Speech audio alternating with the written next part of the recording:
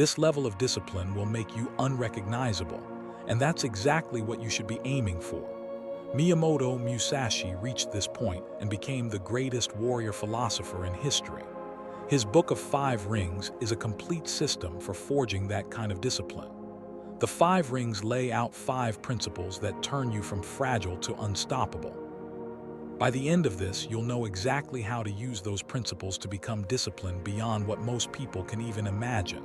We'll start with the Ring of Earth, the part that shows you how far you really have to go. The Ring of Earth is about brutal self-assessment. Most people think they're busy. They're not. They're just distracted. Musashi wrote, "The way of the warrior is the dual path of pen and sword." He meant that you must train mind and body with equal seriousness. But first, you have to see where both actually are right now. After defeating Sasaki Kajiro in his most famous duel, Musashi didn't celebrate. He disappeared into a cave for 2 years to study his weaknesses. The victor spent 2 full years analyzing why he almost lost. That is the mindset of the Ring of Earth. So what does that look like today? Imagine a guy who's sure he's productive. We'll call him Gohan. He wakes up exhausted, grabs his phone, checks email in bed. Starting the day productively, he tells himself. He shows up to work late, opens 15 browser tabs, and constantly jumps between tasks. His lunch break turns into an hour and a half of random videos. The afternoon is more tab switching, more phone checks. He comes home to his family completely drained from how busy he was. Sound familiar? Then Gohan decides to track every minute of his time for a week. The results? 6 hours a day on his phone, 2 hours of real focused work, and 8 hours of busyness that produces nothing. The principle of the Ring of Earth: know both the fine details and the big picture. Musashi meant that you need to see every small part and the whole at the same time. Most people see neither. Tracking shows you the truth. You're not busy, you're weak. You don't have a time problem, you have a focus problem. You don't need more hours. You need to actually use the ones you already have. The realization hits Gohan like a punch. He isn't a productivity machine fighting the clock. He's an addict to distraction who lies to himself. His packed schedule is just empty motion. His exhausting days are self-betrayal. Most people discover they're truly productive only 2-3 hours a day. The rest is fake work, busyness, avoidance, procrastination disguised as effort. That's why motivation doesn't work. You can't motivate yourself out of a delusion. First, you need the honesty of the Ring of Earth. Track everything. Stare at the ugly truth. Accept that you've been lying to yourself. Reality doesn't care about your excuses. Musashi didn't care either. In the Dakota, he wrote, "Accept everything just as it is, not as you wish it to be." When Gohan saw his real numbers, everything changed. Not because he tried harder, but because he could no longer look away from the truth. 6 hours on his phone, 2 hours of real work. Those numbers burned into his brain. But seeing your weakness is only the first step. What happens when you actually try to change? When you genuinely start working on your discipline? That's where the Ring of Water comes in. The Ring of Earth shows you reality. The Ring of Water teaches you what to do when reality hits back. Gohan sees the truth. 6 hours wasted, 2 hours productive. His reaction: a total life overhaul. Wake up at 4:00 a.m., 2-hour workout, deep work from 8:00, cold shower, meditation, 2 hours of reading in the evening. On day 1, he makes it to about 6 a.m., then crashes, and by midday he's dropped the whole thing. This is where the Ring of Water saves him. Musashi wrote, "Water takes the shape of its container." People think that means just be flexible. That's wrong. It means stop fighting reality with fantasy schedules. Almost no one mentions this, but early in his career, Musashi never used the same weapon twice in his first 20 duels: sword, spear, wooden staff, bare hands. Why? He was learning that rigid plans shatter against reality. Gohan's mistake is universal. You see your weaknesses and design a perfect schedule. Military precision. Zero flexibility. Reality punches you in the mouth. You fail, then decide you're not disciplined enough. That's not it. You're just not fluid enough. That's what Gohan finally understood. Instead of waking at 4:00 a.m., he got up just 30 minutes earlier than usual. Instead of 2-hour workouts, he did 10 push-ups. Instead of aiming for 8 hours of deep work, he did a 25-minute focus sprint, then took a break. Pathetic, he thought. Until in the second week he realized he had done 70 push-ups and 175 minutes of focused work, with 0 failures. That's the ring of water in action. Flow around obstacles instead of smashing into them. Can't do 100 push-ups? Do 10. Can't read a whole chapter? Read 1 page. Can't meditate for 20 minutes? Do 2. You think you're special, you think you can skip the basics. Even Musashi started with wooden swords. He drilled simple strikes for years before his first real duel. That is strategic genius. Musashi wrote, "In strategy, make your enemy believe you are far away when you are close." Applied to discipline, make the task believe it's winning while you're secretly gaining ground. Your brain expects you to quit the gym after 10 minutes. Stay for 11. It expects you to give up after the first page. Read a second one. Every tiny win rewires your identity. You slowly become the person who doesn't quit. Gohan discovered something crucial. Discipline is not heroic effort, it's consistent adaptation. When 10 push-ups felt easy, he went to 15. When 25 minutes of deep work felt short, he moved to 30. Water doesn't break rock by force, it erodes it by persistence. Your habits work the same way. Gentle, constant pressure beats dramatic, one-time efforts every single time. By week 4, Gohan was waking at 5:00 a.m. naturally, training 45 minutes every day, doing 4 hours of deep work. Not because he was forcing himself, but because he had flowed into that level. But this is where things get dark. The moment you start seeing real progress, the moment you build momentum, a new enemy appears, one that has destroyed more warriors than any external opponent. The Ring of Fire reveals what happens when you start winning. By week 4, Gohan is doing well. 5:00 a.m. wake-ups, daily training. Then he sees someone benching twice his weight, someone younger closing million-dollar deals, someone running marathons while he's proud of his 45-minute workouts. Rage hits him. I'm pathetic. I'm so far behind. What's the point? He skips the next workout, then another. The decline begins. Here, the Ring of Fire changes everything. In the Book of 5 Rings, Musashi writes about fire, how it spreads, consumes, transforms. Most people let anger consume them. Warriors use it to forge themselves. Musashi learned this young. His father died when he was about 7. Instead of becoming a victim, he turned his anger into routine. 14-hour training days, not despite his rage, but powered by it. Every swing of his wooden sword carried that fury. But here, the key. He aimed it at his weaknesses, not at himself. In the Dakota, he wrote, "Do not envy the good or evil of others, not because envy is immoral, but because it wastes precious fuel.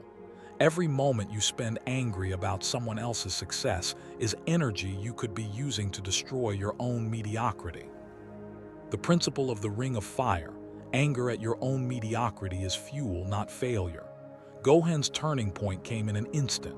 Staring at himself in the mirror, frustrated with his progress, he almost said, "I'm pathetic," then stopped. Instead he said, "I refuse to stay pathetic." Same emotion, different target, everything shifted. The voice that says you're not good enough, it's not your enemy. That voice is your drill sergeant. The problem isn't the voice. The problem is that you attack yourself instead of attacking the problem. Gohan started doing this. Every night he wrote down what specifically made him angry about himself that day. Only did 30 push-ups. Checked his phone during deep work. Ate junk for lunch. Then he turned each line into a task for the next day. Angry about 30 push-ups. Tomorrow, minimum 35. Pissed off about checking the phone. Tomorrow, the phone stays in another room. Annoyed by food choices. Tomorrow's lunch is prepared the night before. Emotions aren't good or bad, they're energy. The only question is where you direct that energy. Aim your anger at yourself, you destroy yourself. Aim it at your weaknesses, you evolve.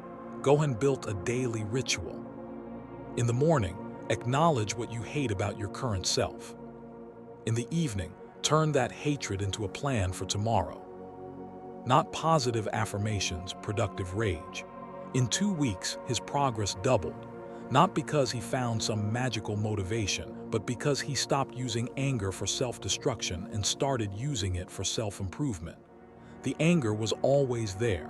Now it finally had a purpose.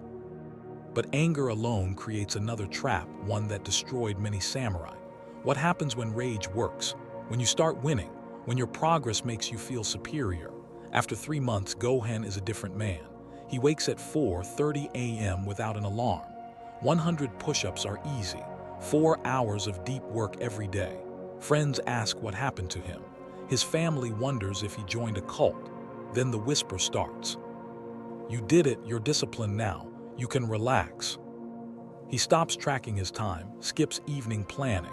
I don't need this anymore, I've got it handled. 1 missed workout becomes 3.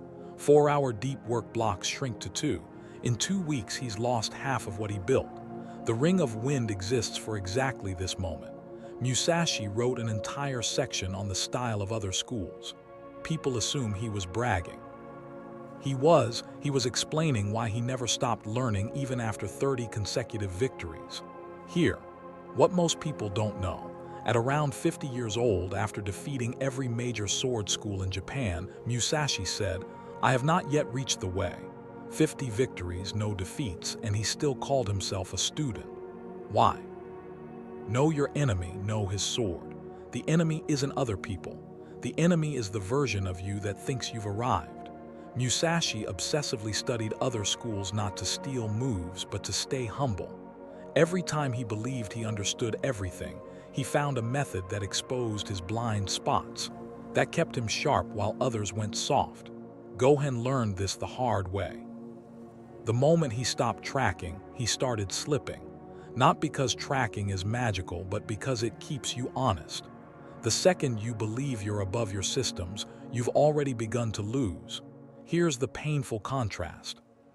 Musashi after 60 victories, I am still a learner. You after 60 days, I'll be fine without this. He stayed hungry after decades.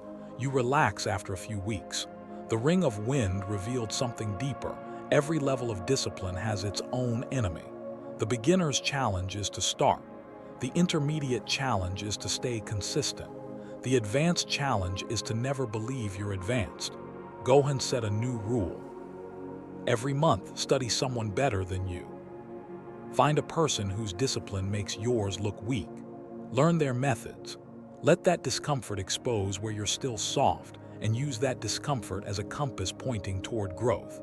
That's why Musashi wrote about other schools.